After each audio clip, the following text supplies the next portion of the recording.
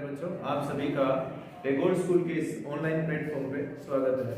आप लोगों को पता है हम पढ़ने जा रहे हैं वेक्टर प्रश्नावली और उसमें 10.3 आज शुरू करेंगे, लेकिन उससे पहले हम थोड़ा सा थ्योरी का पार्ट पढ़ेंगे और उसमें ये देखेंगे कि दो सदिशों का गुणा किस प्रकार करते हैं। दो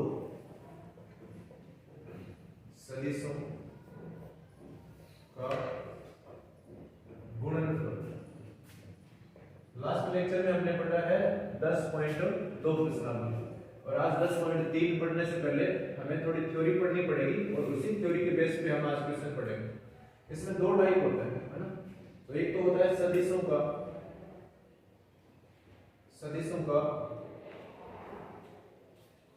अदिश गुणनफल और जो दूसरा होता है वो होता है सदिशों का सदिश गुणनफल। देखिए इसे हम बोलते हैं डॉट प्रोडक्ट और इसे बोलते हैं हम क्रॉस प्रोडक्ट। ठीक है, क्योंकि इनको रिप्रेजेंट करने का तरीका जो होता है, जैसे इसमें रिप्रेजेंट करते हैं हम ए वेक्टर और डॉट बी वेक्टर। ठीक है, और इसे स्केलर भी बोलते हैं, स्केलर, और इसको बोलते हैं वेक्टर प्रोडक्ट और स्केलर प्रोडक्ट। और इसे रिप्रेजेंट करने का तरीका है ए वेक्टर क्रॉस बी वेक्टर। तो देखिए इसे डॉट से रिप्रेजेंट करें तो इसे डॉट प्रोडक्ट बोलते हैं, इसे हम लोग क्रॉस से रिप्रेजेंट करते हैं तो इसे हम क्रॉस प्रोडक्ट से बोलते हैं या लिखते हैं। आज हम पढ़ेंगे ये सदिशों का अदिश गुणनफल और बाद में एक्सरसाइज कंप्लीट होने के बाद में पढ़ेंगे सदिशों का सदिश गुणनफल। तो अभी इसको मैं हटा देता हूं और ये जो फर्स्ट वाला ये हम आज पढ़ेंगे। ठीक है, ध्यान से देखना, कांसेप्ट समझना है। अगर हमारे पास दो, अब पहले तो ये कि इसको इस प्रकार ही क्यों लिखा है, मैंने अदिश गुणनफल क्यों लिखा है, तो ध्यान से ये सुन लेना। दो सदिशों का ऐसा गुणा, दो सदिशों का ऐसा गुणनफल जिसमें जो आंसर आता है यहाँ पे उसमें दिशा नहीं होती है, मतलब वो अदिश आता है, उसमें दिशा नहीं होती है, वो एक स्केलर क्वांटिटी आती है, उसमें किसी प्रकार की दिशा नहीं होती है, इसीलिए हम उसको अदिश गुणनफल बोलते हैं। a डॉट b लिखेंगे तो इसका जो फॉर्मूला होता है मैं बाद में बताऊंगा वो किस प्रकार है ना। a vector dot b vector, इसका फॉर्मूला होता है modulus of a vector into modulus of b vector into cos theta. तो मुझे ये बताओ, ये परिमाण, ये क्या है परिमाण, ये भी परिमाण है और आप लोगों को पता है कि cos थीटा का भी कोई ना कोई कांस्टेंट वैल्यू ही आएगा, उसमें दिशा थोड़ी पता चलती है। तो ये अदिश है, ये भी अदिश है, ये भी अदिश है, तो इन सभी को गुणा करने से फाइनली जो राशि आएगी वो कौन सी आएगी, अदिश। इसीलिए हम सदिशों का इसे अदिश गुणनफल बोलते हैं। अब मैं आपको डायग्राम से बताता हूँ, फिर इसकी है ना हम गुणधर्म भी पढ़ेंगे जो आगे यूज होते हैं। ध्यान देना, हमारे पास दो सदिश है, अगर एक सदिश को मैंने a वेक्टर लिखा और दूसरे सदिश को मैंने b वेक्टर लिखा है, तो इन दोनों के बीच में अगर ये थीटा कोण है, इन दोनों के बीच में अगर थीटा कोण है, तो यहां अगर मैं लिखूं a vector dot b vector, तो ये हो गया दो सदिशों का डॉट प्रोडक्ट जिसे हम अदिश गुणनफल बोलते हैं और इसका फॉर्मूला होता है modulus of a vector into modulus of b vector और इनटू cos थीटा, और ये थीटा कोण है इन दो सदिशों के बीच का। तो ये फॉर्मूला हो गया। अब इसमें हम एक ही चीज पढ़ते हैं, है ना, इसके जो गुणधर्म है, इसमें बेस्ट जो गुणधर्म है वो पढ़ते हैं। अगर सबसे पहले फर्स्ट कंडीशन में मैं लिखता हूं कि थीटा का मान लो 0 है, थीटा का मान कितना है, सबसे पहले 0। थीटा का मान 0 है, इसका मतलब क्या हुआ, इसका मतलब ये हुआ कि a वेक्टर तथा b वेक्टर दोनों क्या है, समांतर है, दोनों क्या हो गए, समांतर। आप लोगों को ये पता होना चाहिए, अगर एक वेक्टर इस तरफ है और दूसरा वेक्टर अगर इस तरफ है तो इन दोनों के बीच में कोण होता है हमेशा 180 डिग्री, क्योंकि दोनों की डायरेक्शन अपोजिट है, तो दोनों के बीच में कोण कितना होगा, 180। अब ये कोण धीरे धीरे मान लीजिए यहाँ आ गया तो मान लीजिए 120 हो गए, अगर यहाँ आ गया तो ये कितना हो गया, 90, अगर इस तरफ आएगा तो फिर धीरे धीरे 60, 30। तो ये अगर वेक्टर इसी डायरेक्शन में आ गया, एक वेक्टर इस तरफ है उसके ऊपर ही दूसरा आ गया, तो इस वजह से इन दोनों के बीच में कोण कितना बनेगा, 0 डिग्री। अगर 0 डिग्री कोण बनता है तो इसका मतलब ये होगा कि दोनों वेक्टर समांतर है, एक ही दिशा में है और दोनों समांतर है। तो ध्यान देना आप थोड़ा, अभी ये थीटा इस फॉर्मूले में लिखेंगे, यहाँ मैं लिखूंगा ए वेक्टर डॉट बी वेक्टर। एक बात और बताऊं आपको ये पता होना चाहिए कि हम मॉडुलस ऑफ ए वेक्टर को ए लिखते हैं और मॉडुलस ऑफ बी वेक्टर को हम बी लिख सकते हैं, ये एक ही बात है। तो अगर मैं इसे लिखना चाहूँ, यहाँ इसी में लिख लूँ, अगर इसको मैं लिखना चाहूँ ए वेक्टर डॉट बी वेक्टर, तो ये होगा ए बी cos थीटा। क्या हो जाएगा? A B cos theta. तो यहाँ देखिए ए बी मैंने लिखा, ये cos लिखा, थीटा का मान कितना है? 0। तो अगर ए वेक्टर डॉट बी वेक्टर है और cos 0 का मान हमें पता होना चाहिए कितना होता है? 1। cos 0 का मान कितना होता है? 1। तो ये आएगा कितना? A B. तो ये हो गया, अगर 0 डिग्री है तो ये कंडीशन बनेगी। अगर मैं चेंज करता हूं, अगर मैं थीटा का मान π/2 लिखता हूं, इसका मतलब 90 डिग्री। तो ध्यान से देखना, अगर एक ए वेक्टर है डॉट दूसरा बी वेक्टर है, इनका अदिश गुणनफल ये आएगा ए बी cos थीटा। लेकिन थीटा का मान कितना है? 90 डिग्री। तो आप लोगों को ये पता होना चाहिए कि cos 90 का मान कितना होता है? 0। तो ये फाइनली कितना आएगा? 0। तो ये कंडीशन बहुत ज्यादा यूज होगी, ये तो मैंने अभी लिखी। यहाँ ध्यान से देखना, आप लोग को ध्यान में रखना है, अगर एक ए वेक्टर है दूसरा बी वेक्टर है, तो इन दोनों का जो अदिश गुणनफल है अगर 0 आता है, तो इसका मतलब ये हुआ कि ये जो ए वेक्टर है वो बी वेक्टर के साथ कैसे है? लंबवत है, वो इसमें परपेंडिकुलर है, एक दूसरे के साथ ये 90 डिग्री का कोण बना रहे हैं। ये कंडीशन सबसे ज्यादा यूज होती है। इसके बाद में अगर मैं तीसरी कंडीशन बताऊंगा, यहाँ बता देता हूँ। तीसरी कंडीशन अगर हम बनाते हैं, अगर थीटा का मान मैं लिखता हूँ 180 डिग्री, इसका मतलब पाई, तो पाई लिखेंगे तो ध्यान से देखना, इस कंडीशन को हम बोलेंगे क्या? अगर इस थीटा लिखा तो यहाँ ए और बी क्या हो गए? लंबवत। ए और बी क्या है? लंबवत। इस कंडीशन को हम बोलेंगे कि अगर ए वेक्टर इस तरफ है तो बी वेक्टर उल्टा होगा इस तरफ है, तो इनके बीच में कोण कितना है? 180 डिग्री। इसका मतलब ये समांतर तो है लेकिन इनकी दिशा अलग अलग है। समांतर तो है पर इनकी दिशा अलग अलग है। इसी प्रकार अगर मैं लिखता हूँ ए डॉट बी, तो ये आएगा ए बी cos और पाई, और cos पाई का जो मान होता है वो -1 होता है, तो ये आएगा -ab। ठीक है, a vector dot b vector क्या आएगा? -ab। इस प्रकार ज्यादा तो आपको ही ध्यान में रखना है।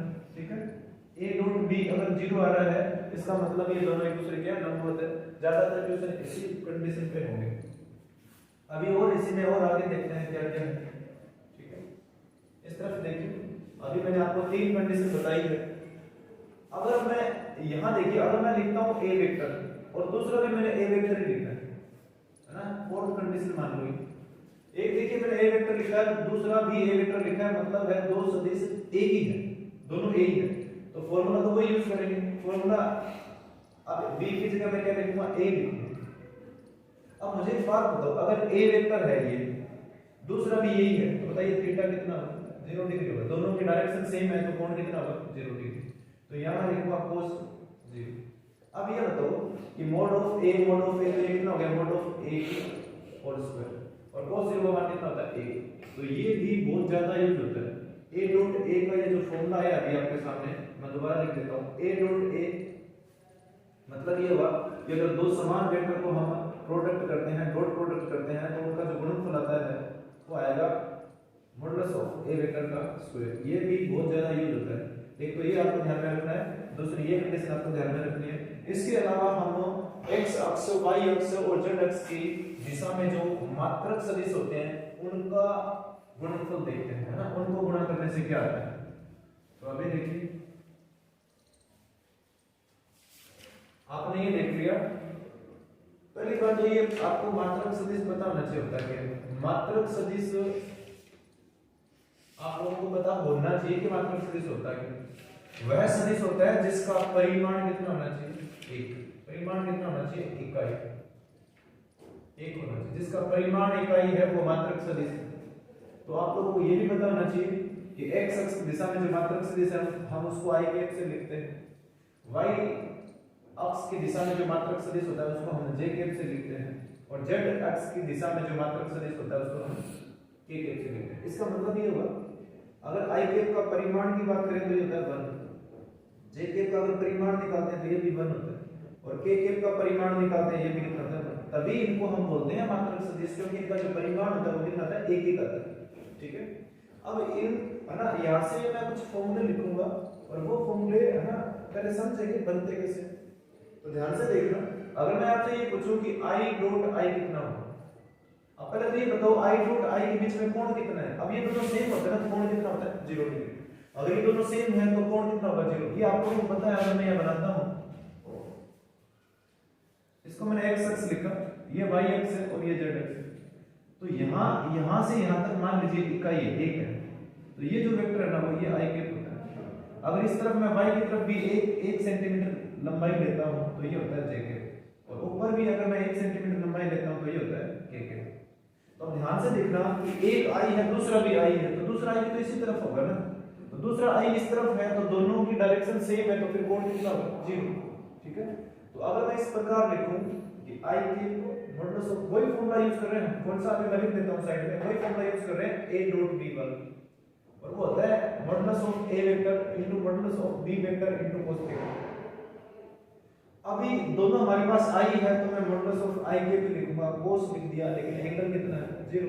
अब cos 0 का मान 1 होता है, हमें ये पता है कि मॉडुलस ऑफ i कितना होता है 1 होता है, ये इकाई सदिश है तो इसका मात्रक कितना होगा, सॉरी इसका परिमाण कितना होगा 1, और इसका भी 1, और cos 0 भी 1 होता है, तो फाइनली हमारे पास 1 आ गया। i into i कितना होता है 1, ये बहुत काम आएगा। और इसी प्रकार आपको ये भी लिखना है j डॉट j कितना आएगा 1, और इसी प्रकार k डॉट k आएगा 1, ये तीनों सेम हो गए ना, तो ये आपको ध्यान में रखना है, बहुत मस्त है ये, इनका वैल्यू हमेशा क्या आता है 1 आता है। इसी प्रकार आप ये सोच रहे हो कि सर आपने i को i के साथ डॉट प्रोडक्ट कर दिया, लेकिन i का डॉट प्रोडक्ट अगर हम j के साथ करते हैं तो क्या होगा, i का प्रोडक्ट अगर हम डॉट प्रोडक्ट अगर हम j के साथ करें, i डॉट j अगर मैं लिखता हूं तो ये आपको पता है i का मॉडुलस इनटू j का मॉडुलस और cos, अब बताइए थीटा का मान कितना होगा 90 होगा। क्यों होगा वो देखो, आप लोगों को पता है ये x अक्ष है, ये जो नष्ट है आपकी तरफ आ रहा है, ये x अक्ष है, y अक्ष इस तरफ है, तो ये पेन और डस्टर के बीच में ये जो कोण है आपको नजर आ रहा है, कितने डिग्री है 90 है ना, यहाँ डस्टर है, ये y अक्ष के बीच में कोण कितना 90 डिग्री है, और cos 90 का मान कितना होता है 0। तो i डॉट j हमेशा 0 आएगा, इसका मतलब है अगर सेम होते हैं ना तो 1 आता है, और अलग तब होता है तो कितना आता है 0, सिंपल। ठीक है, ये भी आपको ध्यान रखना। तो ये हो गई हमारे अदिश गुणनफल की कुछ गुणधर्म, ठीक है, जो हमें ध्यान में रखने हैं। इसके अलावा आप बात करेंगे हम ध्यान रखना, अगर हम दो वेक्टर लेते हैं, अभी मैं आपको डॉट प्रोडक्ट करना भी थोड़ा सिखा देता हूं, ठीक है, उससे आपको बड़ी हेल्प होगी आगे करने में इक्वेशंस में। ध्यान देना, अगर मैं एक a वेक्टर लेता हूं और इसमें मैंने लिखा a1 i k plus a2 j k और प्लस a3 k k, ये मैंने एक वेक्टर ले लिया इसे। दूसरा वेक्टर लिया मैंने b वेक्टर, तो मैं लिखूंगा b1 i k b2 j k और b3 j k। अब इनका अगर डॉट प्रोडक्ट करना है तो मैं लिखूंगा a vector dot b vector. अब इस गुणनफल हम कर रहे हैं तो इनकी वैल्यू रखो, यहाँ a का वैल्यू कितना है a1 i k plus b1 j k और प्लस c1 k k, बीच में डॉट रखना, डॉट लगाऊंगा। फिर b वेक्टर की वैल्यू है b1 i k plus b2 j k plus b3 k k। अब ध्यान से देखना, पहले ये b1 i k बना, ये अंदर जाएगा, ठीक है, तो b1 i k का पहले हम a1 i k से करेंगे, बीच में क्या है डॉट, तो मैं लिख देता हूं a1 i k और डॉट b1 i k। तो ये a और b है ना, ये तो क्या है कांस्टेंट है, तो ये तो मैंने लिख दिया a1 b1। अब बताइए i डॉट i कितना होता है 1, i डॉट i कितना होता है 1 होता है, ठीक है। इसी प्रकार अगर अब ये देखिए, अगर मैं यहाँ b1 को लिखता हूँ प्लस यहाँ देखिए मैंने b1 i j k पर, ये देखिए b1, एक मिनट थोड़ी सी मैंने गलत लिखा है, गलत ये है कि यहाँ क्या आएगा a2 आएगा, ऊपर देखो ये a वेक्टर में a2 और a3, सॉरी अब यहाँ a2 है तो मैं यहाँ a2 लिखूंगा a2, उसके साथ में j k पर, लेकिन b1 के साथ में क्या है डॉट है, b1 के साथ में क्या i k पर। अभी मैंने बोला था जब अलग अलग होते हैं तो कितना आएगा 0, कितना आएगा, इसका कितना आएगा आंसर 0, कितना आएगा 0 आएगा। तो अगर मैं b1 को k के के साथ में करवाऊंगा तो यहाँ i है, इसमें k है, तो ये भी कितना आएगा 0। तो सिंपल बात ये होगी कि i का गुणा i के साथ करना है, j का गुणा j के साथ करना है और k का गुणा k के साथ, बाकी आपको करना ही नहीं है, क्योंकि बाकी कितना हो रहा है 0। तो बाकी सब अगर 0 हो रहे हैं तो हम क्यों करेंगे, फिर हम तो जो उत्तर आता है उससे करेंगे ना। तो a1 b1 आएगा, इसमें a1 b1 आएगा, फिर इसके बाद में प्लस प्लस लिखूंगा a2 के साथ में कौन आएगा b2, क्योंकि j को j से ही हम मल्टीप्लाई करेंगे, मतलब डॉट प्रोडक्ट करेंगे। ऐसे ही a3 k के है तो b3 k का करेंगे 1 आएगा, लेकिन इसमें कांस्टेंट वैल्यू कितनी है a3 b3, तो ये आ जाएगा तो ये a vector dot b vector इस प्रकार करेंगे। तो अब अगर मैं एक एग्जांपल और लिखता हूं, a वेक्टर बराबर 4i cap plus 3j cap, और अगर मैं b वेक्टर लिखता हूं 3j कैप, बस इतना ही। तो अगर मैं आपसे ये पूछूं कि a vector dot b vector लिखो, तो मैंने अभी बोला है, चलो एक बार मैं लिख देता हूं 4i cap plus 3j cap, और बीच में डॉट, अगर मैं डॉट लिखूंगा अब 3j कैप, तो मैंने अभी बोला था जो अलग होते हैं उनका जीरो होता है और जो सेम होता है उनका गुणा होता है। तो अगर मैं इसका गुणा इससे करूंगा तो गुणा तो हो जाएगा, लेकिन कितना आएगा जीरो, क्योंकि i डॉट j कितना होता है जीरो, लेकिन j डॉट j कितना होता है 1। तो 3 को 3 से गुणा करो तो कितना आएगा 9 गुणा 1, तो आंसर कितना आएगा फाइनली 9। ठीक है, तो जो सेम है ना उनको ही गुणा करना है, जो अलग है उनको गुणा नहीं करना है। मैं बात कर रहा हूं अदिश गुणनफल की। अब एक और बच गया, इस नेक्स्ट प्रश्नावली को पढ़ने के लिए एक कॉन्सेप्ट और है और उसको हम बोलते हैं प्रक्षेप। ठीक है, तो वो प्रक्षेप देखते हैं किस प्रकार निकाले हम, है ना। प्रक्षेप देखो, तो सिंपल बात ये हुई कि हमारे पास मान लीजिए एक ये वेक्टर है, ठीक है, और ये दूसरा वेक्टर है, ध्यान देना ये हमारे पास दूसरा वेक्टर है। तो ध्यान से सुनो, अगर इसको मान लीजिए एक तो ये डस्ट है, इसको मान लेना आप वेक्टर, ठीक है, और एक ये जो मेरे पास मार्कर है इसको आप एक, है ना, दूसरा वेक्टर मान लेना। तो ये दूसरा जो वेक्टर है इसको आप नीचे लेके आओ, ऐसे धीरे धीरे नीचे लेके आओगे तो ये लंबवत यहां आना चाहिए, इस प्रकार आना चाहिए। अगर ये लंबवत यहां आता है तो अगर मैंने इसको b वेक्टर लिखा है और ये पूरा अगर a वेक्टर है, ये पूरा क्या है a वेक्टर, तो ये यहां से लेकर यहां जो लंबाई है ये यहां से यहां तक, ये b वेक्टर का प्रक्षेप कहलाएगा a वेक्टर पर। बताइए b वेक्टर किस पे आ रहा है, a वेक्टर पे आ रहा है, तो यहां से यहां तक ये जो लंबाई है ये प्रक्षेप कहलाता है। मैं इसको लिखने का तरीका क्या है, लिखते हैं b वेक्टर का प्रक्षेप, b वेक्टर का प्रक्षेप a वेक्टर पर, ठीक है। और इसको लिखने का तरीका क्या होगा, इसका जो फॉर्मूला होता है वो होता है दोनों सदिश का डॉट प्रोडक्ट, और जो भाग में आता है वो ध्यान देना जिस पर निकाल रहे हैं उसका मॉडुलस आता है, जिस पर निकाल रहे हैं उसका क्या आता है मॉडुलस आता है। जैसे हम a वेक्टर पे प्रक्षेप निकाल रहे हैं तो नीचे आएगा a वेक्टर का मॉडुलस।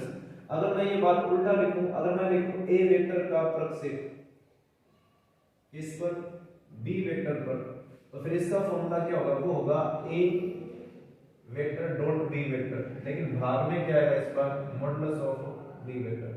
ठीक है, ये आएगा। एक बार मैं आपको अलग एक है ना एक त्रिभुज और लेते हैं, उसके दो भुजाओं से प्रक्षेप का फॉर्मूला कैसे बनता है वो बताता हूं। ठीक है, तो ध्यान से देखना, फॉर्मूला इस प्रकार बनेगा। अगर एक भुजा को मैंने ab लिखा, यहां मैंने c लिखा, अगर ac का प्रक्षेप निकालना है तो ये प्रक्षेप इतना ही, ये प्रक्षेप है। अगर यहाँ थीटा कोण है तो मुझे ये बताओ cos थीटा लिखते हैं, यहां क्या लिखेंगे cos थीटा। cos थीटा का फॉर्मूला आप लोगों को 10th क्लास में पता है क्या होता है, आधार बटे कर्ण, आधार बटे कर्ण। cos थीटा का फॉर्मूला क्या होता है, आधार बटे कर्ण। रही कोण के सामने की भुजा अगर लंब है तो आधार क्या है, ये होगा, तो ये क्या है, ये प्रक्षेप, ये क्या है, इसको मैंने नाम ही लिख दिया हिंदी में, ये प्रक्षेप है। ठीक है, तो यहां मैं लिखूंगा आधार प्रक्षेप, या इसको कुछ और नाम लिखते हैं AD, क्या लिखेंगे AD, तो मैंने इसको AD नाम दिया। फिर कर्ण कहां है, कर्ण देखिए कर्ण है AC, कर्ण क्या है AC। और इनको वेक्टर रूप में लिखते हैं, वेक्टर की फॉर्म में लिखते हैं तो ये आ जाएगा cos थीटा। तो अब ध्यान से देखो, ये प्रक्षेप है, इसको मैं ब्रैकेट में लिखता हूं, ये क्या है प्रक्षेप। देखिए AD का हमारा क्या है प्रक्षेप, तो AC को आप इस तरफ भेज दो, AC को इस तरफ भेजोगे तो यहां आएगा AD वेक्टर, इसका मतलब ये प्रक्षेप, और सामने क्या आएगा AC वेक्टर। और ध्यान से देखना AC वेक्टर तो मैंने लिख दिया है, ये इस तरफ आ गया और इसके साथ में कौन आएगा cos। अब एक बात देखना आप लोग, यहां AC और cos थीटा है, लेकिन cos थीटा की जगह मैं क्या लिख सकता हूं वो ध्यान से देखो। तो cos थीटा का फॉर्मूला हमें पता है, अगर दो वेक्टर, अगर एक वेक्टर मेरे पास AB वेक्टर है और दूसरा मेरे पास AC वेक्टर है, इनके बीच में कोण थीटा है, तो cos थीटा का फॉर्मूला अभी मैं लिखता हूं AB vector dot AC vector. इसका फॉर्मूला क्या होता है, इसका फॉर्मूला ये होता है modulus of AC vector modulus of AB vector और भाग इनटू में क्या आता है cos थीटा। ये होता है cos थीटा को आप वहीं छोड़ दो, cos थीटा को मैंने वहीं छोड़ दिया, तो दोनों आपके परिमाण कहां जाएंगे नीचे, AB vector dot AC vector, और भाग में क्या आएगा ये क्या है AC वेक्टर और AB वेक्टर, इन दोनों का मॉडुलस। ठीक है, ये भाग में आ गया। तो cos थीटा की जगह आप अगर ये लिखते हो, है ना, cos थीटा की जगह अगर आप ये लिखते हो तो ध्यान से देखो, या मैं ये बोल सकता हूं कि अगर मैं इस AC के ध्यान से सुन लेना, अब प्रक्षेप लिख रहे हैं हम, तो AC के साथ में क्या होना चाहिए, AB, है ना। जैसे हम प्रक्षेप निकाल किस कर रहे हैं, AC का, इस पर निकाल रहे हैं AB पर, है ना, उसको नाम हमने क्या दे दिया, AD। तो अभी मैंने जैसे बोला था कि प्रक्षेप जिसका निकाल रहे हैं, जिस पर निकाल रहे हैं वो नीचे आता है। तो अभी अगर मैं यहाँ लिखना चाहूँ तो वो आएगा AC वेक्टर, साथ में क्या आएगा, AB वेक्टर, और बटे में आएगा AB वेक्टर का मॉडुलस, भाग में क्या आएगा, AB वेक्टर का मॉडुलस। ध्यान से देखना, ये आ जाएगा। तो ये बन गया AC वेक्टर का प्रक्षेप। तो जिस पर प्रक्षेप निकालते हैं उसका परिमाण कहाँ आता है, नीचे। तो हम AB और AC वेक्टर से भी इस प्रकार कर सकते हैं। तो प्रक्षेप का आपको डायरेक्ट फॉर्मूला याद रखना है, जिस पर देखिए अदिश गुणनफली करना है। एक बार मैं फिर बता दूं, आपको AB से ध्यान रखना है, ठीक है। एक वेक्टर हम A लेंगे, दूसरा वेक्टर हम B लेंगे, ध्यान देना थोड़ा। यहाँ लिखता हूँ मैं, एक अगर मैं A वेक्टर लिखता हूँ, दूसरा B वेक्टर लिखता हूँ। अगर आपको इसका प्रक्षेप निकालना है तो हमेशा लिखना तो यही है A डॉट B, लेकिन जिस पर निकाल रहे हैं वो उसका परिमाण कहाँ आता है, नीचे। ये होता है प्रक्षेप का फॉर्मूला। और अगर आप B का निकाल रहे हो, A पर निकाल रहे हो, इस पर निकाल रहे हो A पर, तो ऊपर तो वही आएगा A डॉट B, लेकिन भाग में फिर आएगा मॉडुलस ऑफ A वेक्टर। ये होगी प्रक्षेप। लेकिन अगर मैं पूरा कंप्लीट लिखूंगा तो ये होगा A वेक्टर का प्रक्षेप है किस पर, B वेक्टर पर, और इसमें उल्टा हो जाएगा, B वेक्टर का प्रक्षेप है किस पर है, A वेक्टर पर, ठीक है। तो बस अगर आपको इतनी चीजें आती हैं तो फिर हम 10.3 जो एक्सरसाइज है एनसीईआरटी के रूप में वो कंप्लीट कर सकते हैं। तो अभी हम पढ़ने जा रहे हैं क्वेश्चन संख्या 1, और वो भी इसमें 10.3 क्वेश्चन है। 10.3 में देखिए, तो 10.3 में फर्स्ट क्वेश्चन लिखा हुआ है, फर्स्ट क्वेश्चन लिखा हुआ है कि आपके पास दो सदिश है A वेक्टर तथा B वेक्टर, लेकिन उनके आपको परिमाण दिए हुए हैं। सिंपल ये दिया हुआ है, A वेक्टर इसका परिमाण दिया हुआ है, दूसरा B वेक्टर है इसका भी आपको परिमाण दिया हुआ है। परिमाण मतलब है modulus of A vector and B vector दिए हुए हैं। तो जो A वेक्टर का मॉडुलस है वो 3 है अंडर रूट में, और B वेक्टर का मॉडुलस 2। फिर आपको A vector dot B vector भी दिया हुआ है, और ये कितना दिया हुआ है, अंडर रूट 6। तो आपको A वेक्टर तथा B वेक्टर के बीच में कोण निकालना है, मतलब आपको थीटा निकालना है, ठीक है, कोण निकालना है। बहुत सिंपल है। आज अभी हमने पढ़ा है कि हमें पता है कि A vector dot B vector क्या होता है, ये होता है modulus of A vector into modulus of B vector और इनटू cos थीटा, यही होता है। हमारे पास A डॉट B का वैल्यू है कितना है, अंडर रूट 6, तो इसका वैल्यू रख दिया हमने। फिर मॉडुलस ऑफ A वेक्टर का वैल्यू हमारे पास अंडर रूट 3 है, और गुणा इसका वैल्यू कितना है, 2। cos थीटा को एक बार मैं cos थीटा ही रख दूंगा, ठीक है। अगर आपको पता है कि ये cos थीटा को मैंने यहां लिख दिया, तो ये जो गुणा में वो कहां जाएगा, भाग में, अंडर रूट 6 और बटे में कितना, अंडर रूट 3, और गुणा में कितना, 2। तो अंडर रूट 3 से कटता है कितनी बार, अंडर रूट 2 बार। और ये भी आप लोगों को पता होना चाहिए cos थीटा बराबर अंडर रूट 2 है। इस 2 को मैं इस प्रकार लिख सकता हूं क्या, 2 बार अंडर रूट में लिख सकते हैं, क्योंकि अंडर रूट 2 को अंडर रूट 2 से गुणा करने से कितना है, 2। तो ये अंडर रूट से अंडर रूट करते कितनी बार, एक बार। तो यहां देखिए cos थीटा बराबर आएगा 1 बटे अंडर रूट 2। और ये आप लोगों को पता होना चाहिए कि cos थीटा बराबर 1 बटे अंडर रूट 2 है। ये वैल्यू है किसकी, cos पाई बाई 4 की, मतलब cos 45 डिग्री की। तो अगर मैं लिखूंगा cos थीटा और इसकी जगह मैं लिखूंगा cos पाई बाई 4, अगर आप इसकी तुलना करते हो, क्या करोगे, तुलना, तो यहां से थीटा का मान कितना आएगा, तुलना करने पर थीटा का मान कितना आएगा, पाई बाई 4 आएगा। थीटा का मान कितना आएगा, पाई बाई 4। सिंपल है। क्वेश्चन संख्या आप देखोगे 2, ठीक है। फॉर्मूला में वैल्यू पुट करनी है, फिर आपको ये पता होना चाहिए कि cos में 1 बटा अंडर रूट 2 मान होता किसका, ठीक है। इसके बाद में जो सेकंड क्वेश्चन है उसमें आपको 2 वेक्टर दिए हुए हैं और फिर आपसे पूछा है कोण। इसमें आपको 2 वेक्टर दिए हुए हैं और फिर इनके बीच का आपसे कोण पूछा। चलिए देखते हैं, इसी प्रकार का होगा। पहले आपको इसमें A वेक्टर और B वेक्टर का परिमाण निकालना होगा और उनका डॉट प्रोडक्ट भी निकालना होगा। देखते हैं। दूसरे क्वेश्चन में हमारे पास एक A वेक्टर दिया हुआ है, उसको मैंने लिखा I के -2 J के और +3 K के। इसी प्रकार एक B वेक्टर भी दिया हुआ है तो यहाँ से बी वेक्टर का जो वैल्यू है वो है 3 i के माइनस 2 j के और प्लस k के। ये ध्यान देना थोड़ा, इसमें आपसे थीटा पूछा है, मतलब इन दोनों का कोण पूछा। मान लीजिए इस प्रकार एक वेक्टर है, इसको मैंने a वेक्टर लिखा और दूसरा जो वेक्टर है उसको मैंने b वेक्टर लिखा, तो इनके बीच में जो कोण ना थीटा, ये फाइंड आउट करना है कि इन दोनों के बीच में कोण है कितना। अभी आपको पता है कि अगर थीटा निकालना है तो आपको पहले तो ये मॉडुलस ऑफ a वेक्टर निकालना पड़ेगा, क्योंकि इसकी जरूरत पड़ेगी और ये हमें निकालना आता है। यहाँ देखिए एक है तो मैं एक लिखूंगा 1 का स्क्वायर प्लस फिर माइनस 2 का स्क्वायर और प्लस 3 का स्क्वायर। यहाँ से लिखा है ना, यहाँ जो घटक होते हैं उनके वर्ग करके हम जोड़ते हैं और उसका वर्गमूल निकालते हैं, मतलब उसका अंडर रूट निकालते हैं। तो यहाँ से कितना आएगा, 1 का वर्ग 1 होता है, इसका कितना हो गया 4 और इसका कितना 9, तो ये कितना हो गया रूट में 14। ये मॉडुलस ऑफ a वेक्टर का मान है। इसी प्रकार हम मॉडुलस ऑफ b वेक्टर निकालेंगे तो वो कितना आएगा, यहाँ देखिए 3 है तो 3 का स्क्वायर प्लस माइनस 2 है तो उसका भी स्क्वायर और 1 का स्क्वायर, तो ये भी कितना आएगा अंडर रूट में 14 आएगा। b वेक्टर का मॉडुलस ये भी कितना आएगा 14। इसके बाद में आप लोगों को पता है कि a vector dot b vector भी आपको निकालना पड़ेगा, और ये निकालेंगे तो इनका वैल्यू a वेक्टर हमारे पास है और वो है i के माइनस 2 j के और प्लस 3 k के। बीच में डॉट है तो डॉट लिखेंगे। फिर b वेक्टर का जो वैल्यू है वो है 3 i के को माइनस 2 j के को और प्लस k के। ठीक है, अब इनको अभी मैंने सिखाया था कि दो अगर वेक्टर का हम डॉट प्रोडक्ट करते हैं तो जो सेम घटक होते हैं ना उन्हीं का गुणा करते हैं, बाकी का तो जीरो होता है। तो 3 i के को i के से करेंगे तो 3 आएगा। ठीक है, फिर अगर मैं माइनस 2 को माइनस 2 से करूंगा तो प्लस कितना आएगा 4 है ना, और k को k से करेंगे तो कितना आएगा 3, तो ये कितना हो गया 10। ये a vector dot b vector का वैल्यू आपके पास आ गया। और ये आप लोगों को पता होना चाहिए कि cos थीटा का फॉर्मूला क्या होता है।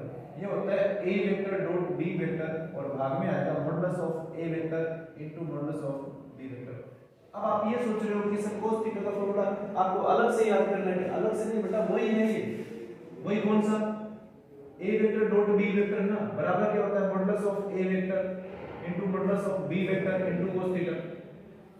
तो cos थीटा को मैंने बाहर छोड़ दिया और ये दो जो परिमाण है वो भाग में आ गए, वही फॉर्मूला है ये। तो ध्यान देना, अभी a डॉट b का वैल्यू कितना है 10 और भाग में यहां देखो मॉडुलस ऑफ a वेक्टर कितना है अंडर रूट 14 और मॉडुलस ऑफ b वेक्टर कितना है वो भी अंडर रूट 14। तो यहां से 10 अंडर रूट 14 को अंडर रूट 14 से गुणा करेंगे तो कितना आएगा 14। ये कटता है 2 से 5 बार और ये 2 से कटता है 7 बार। तो cos थीटा का जो वैल्यू है वो आ गया 5/7। अगर आपसे थीटा का मान पूछा है तो cos को इस तरफ भेजेंगे तो क्या बन गया cos इनवर्स और 5/7। ये फाइनली आपके पास एंगल आ गया। ठीक है, तो बस यही है, सिंपल क्वेश्चन है, उसी प्रकार का क्वेश्चन है। इसमें आपको वेक्टर दे दिया और उसमें आपको थोड़ा सा ज्यादा दिया हुआ। ठीक है, नेक्स्ट क्वेश्चन देखिए। और नेक्स्ट अभी हम समझ लेते ना प्रक्षेप, बस वही क्वेश्चन आ गया, प्रक्षेप का क्वेश्चन है।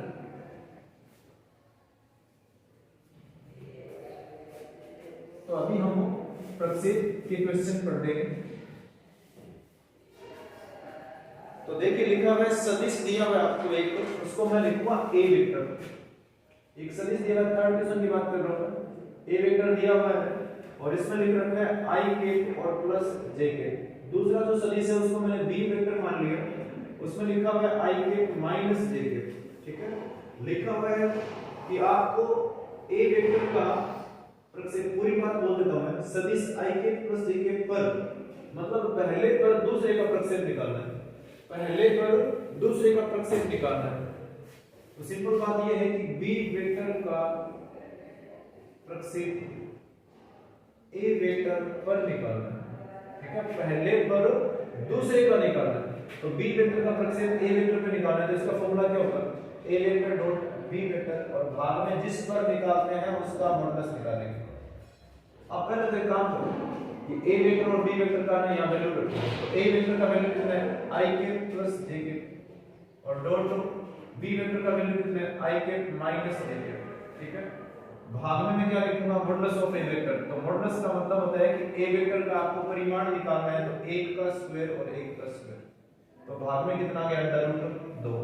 ठीक है, अब यहां देखिए i को i से मल्टीप्लाई करेंगे, मतलब डॉट प्रोडक्ट, तो कितना आएगा 1 और j को j से करूंगा लेकिन आएगा तो 1, लेकिन यहाँ माइनस है तो यहाँ माइनस आएगा, तो फाइनली आंसर कितना आ गया 0 बटे अंडर रूट 2। तो आंसर कितना है 0।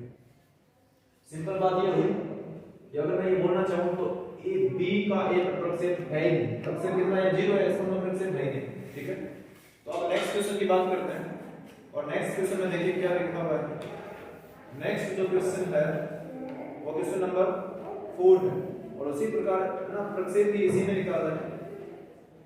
क्वेश्चन नंबर 4 है, वैसे तो ये अपने आप करना चाहिए क्योंकि प्रक्षेप तो निकालना है, तो प्रक्षेप को आपको इसी प्रकार ही करना, ध्यान देना। तो चलो मैं बता देता हूँ, क्वेश्चन नंबर 4 की बात कर रहे हैं हम, और इसमें लिखा हुआ है एक वेक्टर, इसको मैंने ए वेक्टर लिखा, तो सामने है i k को प्लस 3 j k को और प्लस 7 k k। दूसरा जो वेक्टर है उसको हम लिखेंगे b वेक्टर, वो है 7 i k को माइनस j k को और प्लस 8 k k। ठीक है, ये दो वेक्टर दिए हुए हमें, और करना क्या है कि पहले का प्रक्षेप निकालना इस बार दूसरे पर, है ना। इस बार आपको उल्टा दिया हुआ है, तो इस बार मैं लिखूंगा ए वेक्टर का प्रक्षेप, और निकालना किस पे है दूसरे पर, बी वेक्टर पर। तो जिस पर निकालते हैं उसका परिमाण नीचे आता है और ऊपर आता है इन दोनों का अदिश गुणनफल। तो वही बात है, ए वेक्टर का वैल्यू रखेंगे, वो कितना है i k plus 3 j k और प्लस 7 k k। बीच में डॉट है तो डॉट लिखेंगे, फिर है 7 i k को माइनस j k को और प्लस 8 k k, और भाग में b वेक्टर का आएगा मॉडुलस। तो मुझे बताइए कि b वेक्टर का अगर परिमाण निकालते हैं तो 7 का स्क्वायर आएगा, फिर यहाँ माइनस 1 है तो माइनस 1 का स्क्वायर आएगा, फिर यहाँ 8 है तो मैं 8 का स्क्वायर करूंगा। ठीक है, तो ध्यान देना। और फिर यहाँ भी चलो कर लेते हैं डॉट प्रोडक्ट, 7 को 1 से गुणा करने पे कितना आएगा 7, 3 को यहाँ 1 से गुणा करेंगे तो माइनस 3 आएगा, और 7 को यहाँ 8 से करेंगे तो कितना आएगा 56। भाग में देखिए, भाग में लिखा हुआ है 7 का स्क्वायर कितना हो गया 49, 1 का स्क्वायर 1 होता है और 8 का स्क्वायर कितना हो गया 64। ठीक है, इनको हल करेंगे तो नीचे अंडर में कितना आ रहा है ध्यान दे दीजिए, इसमें 1 जोड़ दोगे 50 हो गया, 50 इसमें जोड़ दो तो कितना हो गया 114। ठीक है, ऊपर ध्यान देना, तो 7 में से 3 घटाओगे 4 और 56 कितना हो गया 7। तो बस ये है प्रश्न, यही उत्तर है आपका। ठीक है, क्वेश्चन नंबर 5 देखिए, क्वेश्चन नंबर 5, इसमें ये प्रूव करना है, 5वें में आपको 3 वेक्टर दिए हुए हैं। पहले तो ये प्रूव करना है कि ये तीनों मात्रक सदिश है, पहले हमें ये प्रूव करना पड़ेगा ये तीनों मात्रक सदिश है, और बाद में नीचे लिखा हुआ है कि ये सदिश एक दूसरे के लंबवत है, तो इन सभी का डॉट प्रोडक्ट मतलब एक दूसरे के साथ कितना आना चाहिए 0। हमने एक पढ़ रखा है कि लंबवत तभी होते हैं जब डॉट प्रोडक्ट कितना आता है 0 आता है। तो 5वें क्वेश्चन में 3 वेक्टर दिए हुए हैं, इनको मैं a b और c मान लेता हूं। ध्यान देना, तो क्वेश्चन नंबर 5 की बात कर रहे हैं, एक्सरसाइज आपको पता होना चाहिए 10.3 चल रहा है। a वेक्टर, तो a वेक्टर इसमें लिखा हुआ है 1/7, फिर लिखा हुआ है 2 i k को प्लस 3 j k को और प्लस 6 k k। ठीक है, और फिर मैं साथ साथ ना हल ही कर लेता हूं। हमें अगर इसे इकाई सदिश प्रूव करना है तो इसका परिमाण कितना आना चाहिए 1 आना चाहिए। सिंपल बात यही है, अगर इसे आपको इकाई सदिश प्रूव करना है मतलब मात्रक सदिश प्रूव करना है तो इसका परिमाण 1 आना चाहिए। तो ये जो वेक्टर होता है इसका परिमाण निकालने के तो फॉर्मूला आपको पता है, अंडर रूट, ये देखो मैंने 2 का स्क्वायर कर दिया, फिर 3 का स्क्वायर कर दिया और फिर 6 का स्क्वायर कर दिया। बाहर 1/7 है, 2 का स्क्वायर कितना होगा 4, 3 का हो गया 2 और 6 का हो गया 36। इनको अगर आप जोड़ते हो तो ये आएगा अंडर रूट में कितना 49। ठीक है, और ये आएगा 1/7 और अंडर रूट 49 का मान कितना होता है 7, तो यहाँ से फाइनली कितना है 1। तो देखिए a वेक्टर का जो मॉडुलस है वो तो 1 आ गया, तो मैं लिख सकता हूँ कि a वेक्टर वो एक मात्रक सदिश है। इसी प्रकार अगर मैं b वेक्टर लिखता हूं और b वेक्टर भी इस प्रकार आपको दिया हुआ है 1/7, b वेक्टर का वैल्यू लिख लेते हैं 3 i के माइनस 6 j के और प्लस 2 k के। अगर हम इसका भी परिमाण निकालते हैं तो यहां से मैं लिखूंगा मॉडुलस ऑफ b वेक्टर 1/7।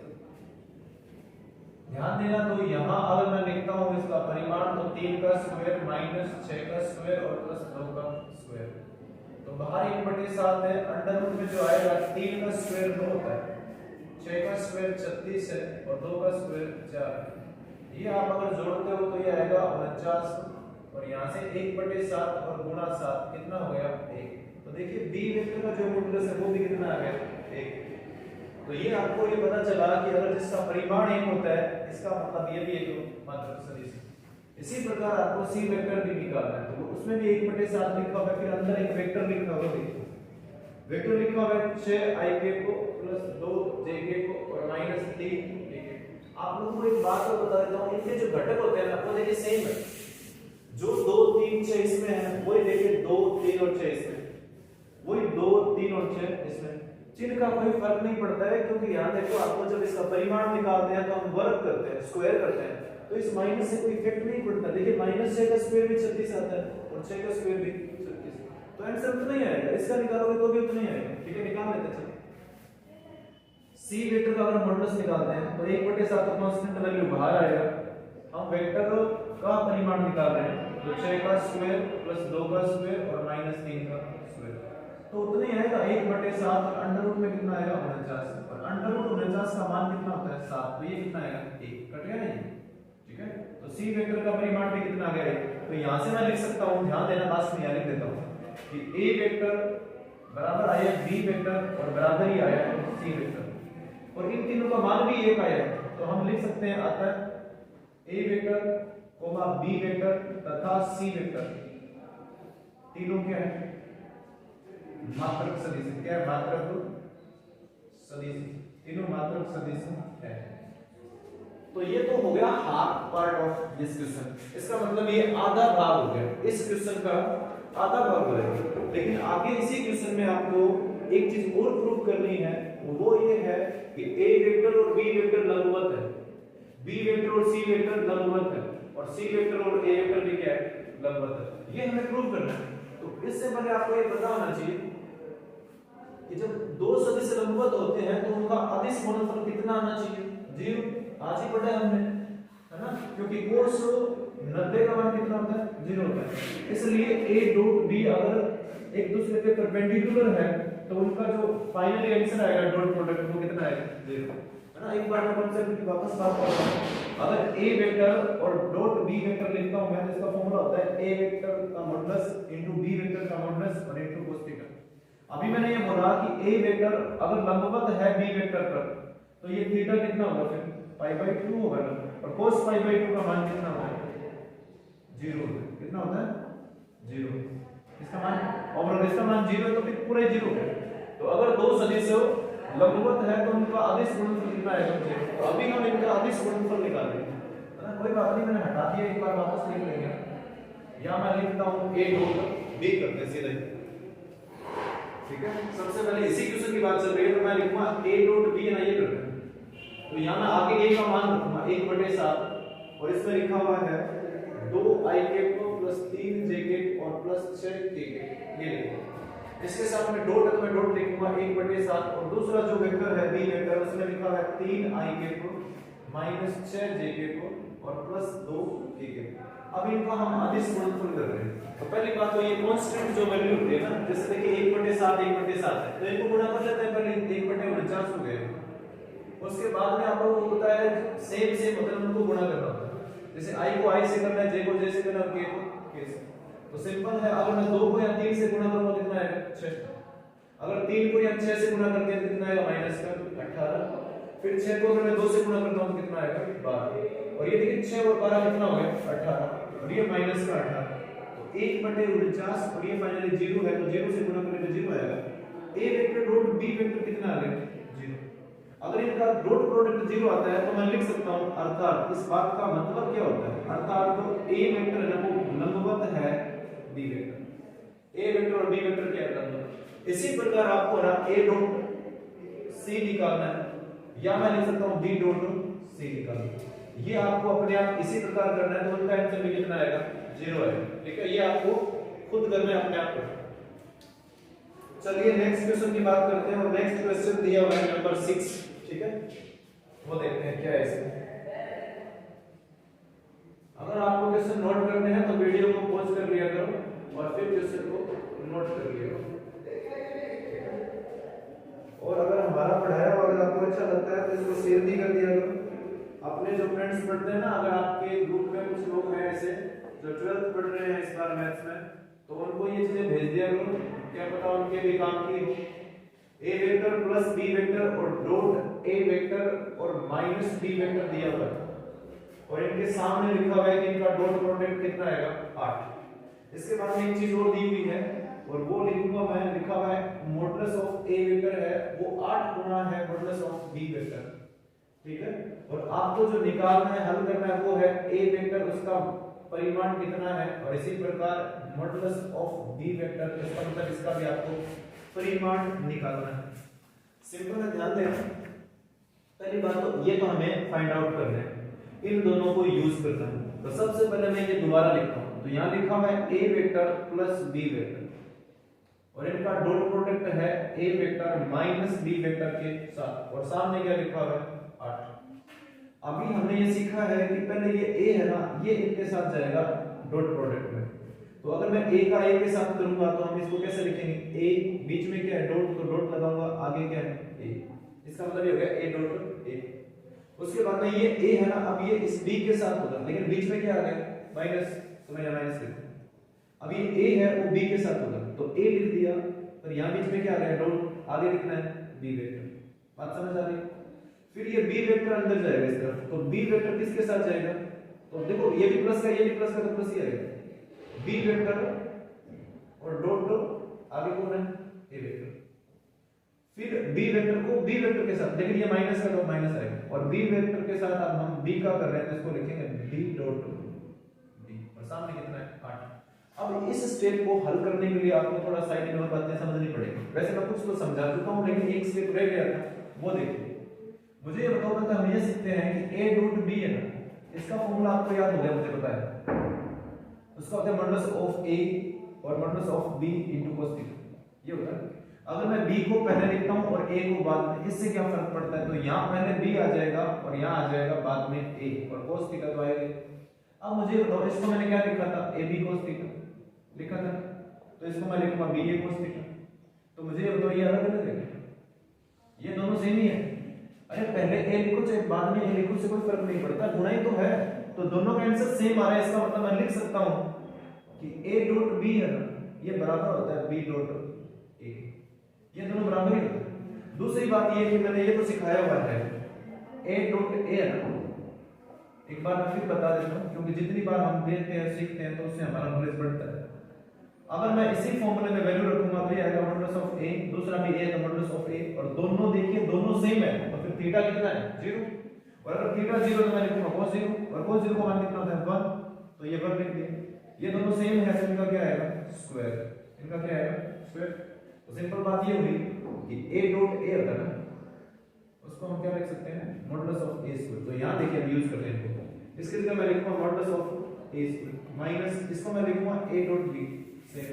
लेकिन अभी हमने पढ़ा है कि b डॉट a और a डॉट b सेम होता है, तो इसको मैं घुमाकर लिख सकता हूं, लिखूंगा a डॉट b। ये बात समझने को हटा देता हूं, ये तो समझने के लिए लिखा है मैंने, और जो आपको इसमें नोट करना है वो लिखता हूं साइड में। ध्यान से देखना, यहां हम बात कर रहे हैं, पहली बात तो ये आपको लिखना है कि a डॉट a कितना होता है, ये होता है मॉडुलस ऑफ a वेक्टर का स्क्वायर। दूसरी बात ये कि अगर हमारे पास a डॉट b है तो इसको मैं लिख सकता हूं b डॉट a। तो यहां ध्यान से देखो b डॉट a है ना, इसको मैंने क्या लिख दिया a डॉट b। इसका मतलब इनका क्रम चेंज होने से कोई फर्क नहीं पड़ता है, माइनस तो माइनस लिख दो। अब b डॉट b जैसे a डॉट a वैसे b डॉट b है, तो यहां क्या आएगा मॉडुलस ऑफ b वेक्टर का स्क्वायर, और सामने कितना है 8। अब देखिए ये प्लस का और ये माइनस का, ये दोनों क्या हो गए कैंसिल आउट हो गए। अब यहां mod ऑफ a का स्क्वायर है, लेकिन a का अपने पास वैल्यू है कितना है 8 मॉडुलस ऑफ b, इसकी जगह मैं क्या लिखूंगा 8 और मॉडुलस ऑफ b वेक्टर है। लेकिन एक चीज ध्यान दो, इस पर स्क्वायर है तो इस पर भी क्या आएगा स्क्वायर, समझ आ रहा है। एक बार वापस देखो, a वेक्टर है, उसका जो परिमाण है उसका हमारे पास मान है वो कितना है 8 ऑफ b का मॉडुलस, तो इसकी जगह मैंने लिख दिया 8 into modulus of b vector, और इस पर स्क्वायर तो इस पे भी स्क्वायर आ गया, आगे क्या है माइनस और मॉडुलस ऑफ b वेक्टर का स्क्वायर, और सामने कितना है 8। अब ध्यान दें, इसका स्क्वायर करना है तो ये आएगा 64 और मॉडुलस ऑफ b वेक्टर का स्क्वायर और minus modulus of b vector का स्क्वायर, और सामने कितना है 8। इन दोनों में कॉमन आ रहा है, वो कॉमन आ क्या रहा है, वो आ रहा है मॉडुलस ऑफ बी वेक्टर का स्क्वायर। अगर यहां से मैं इस वेक्टर को बाहर निकाल दिया, सॉरी इस परिमाण को बाहर निकाल दिया, तो यहां कितना बचेगा 64। और वैसे भी कितना क्या बता रहा हूं बच्चों की तरह, आपको पता होना चाहिए 64 में से कोई एक संख्या कम हो रही है तो कितना आएगा 63, है ना। ये लिखने की जरूरत ही नहीं है, डायरेक्ट लिख सकते हैं कि 64 बी वेक्टर का मॉडुलस है, उसका स्क्वायर है, उसमें से एक को घटा रहे हैं, कितना आएगा 63, और मॉडुलस ऑफ बी वेक्टर का स्क्वायर, और सामने कितना है 8। यहां से मैं ऊपर इस तरफ लिखता हूं, ध्यान देना, हमें यहां मॉडुलस ऑफ बी वेक्टर रखना है, इसका स्क्वायर एक बार लिख लेते हैं, तो सामने 8 है, जो गुणा में था वो 63 कहां चला गया भाग में। यहां हमें मॉडुलस ऑफ बी वेक्टर निकालना है, तो मॉडुलस ऑफ बी वेक्टर निकालना, तो ये स्क्वायर को हम दूसरी तरफ भेजते हैं, तो स्क्वायर उस तरफ चला गया, ये हो गया 8/63 अंडर रूट। अब कई बच्चे ये सोच रहे हैं सर आपने यहाँ प्लस लिखा है, माइनस क्यों नहीं लिखा, क्योंकि आपको पता होना चाहिए अंडर रूट होता प्लस माइनस का है। मतलब प्लस माइनस लिखूंगा एक बार आपको समझाने के लिए, लेकिन आपको पता है परिमाण है तो वो कभी ऋणात्मक नहीं होता, परिमाण धनात्मक होता है, इसलिए हमने नेगेटिव नहीं लिखा। समझ आ गई ना बात। अब ध्यान देना, इसको मैं लिख सकता हूँ 2 अंडर रूट 2, और इसको मैं लिख सकता हूँ 3 अंडर रूट 2, दो ही सही देखते हैं, एक बार क्लियर करते हैं, 7 आएगा, ठीक है देख लेते हैं। इसको मैं लिख सकता हूँ 9 गुणा 7, 7 नहीं 63 होता है ना, तो यहाँ 7 अंडर रूट के अंदर बचेगा और 3 आएगा बाहर। तो ये आ गया हमारे पास फाइनली बी वेक्टर का परिमाण। बी वेक्टर का परिमाण कितना आ गया, ये आ गया 2/3, और अंडर रूट में कितना है 2/7। अब ये तो b का है ना, आपसे तो a का भी पूछा है भाई, b का तो आ गया, a का भी तो पूछा है, तो हम मान रखेंगे इसमें मान रखेंगे a वेक्टर का जो परिमाण है उसका फॉर्मूला है हमारे पास 8 गुना b वेक्टर का परिमाण। अब यहां मैं b का वैल्यू रखूंगा, देखिए 8 लिखा है, b का जो परिमाण है उसका वैल्यू है हमारे पास 2/3 और अंडर रूट 2/7, तो ये कितना हो गया 8 गुना 16/3 और अंडर रूट 2/7, ये आ गया a जो वेक्टर है उसका परिमाण। तो फाइनली हमारा आंसर आ गया, एक तो ये है और एक तो ये है, ठीक है। और आज हम इतना ही पढ़ेंगे और बाकी बातें करेंगे हम नेक्स्ट लेक्चर में। तब तक के लिए आप देखते रहिए टैगोर स्कूल के नेक्स्ट वीडियोस।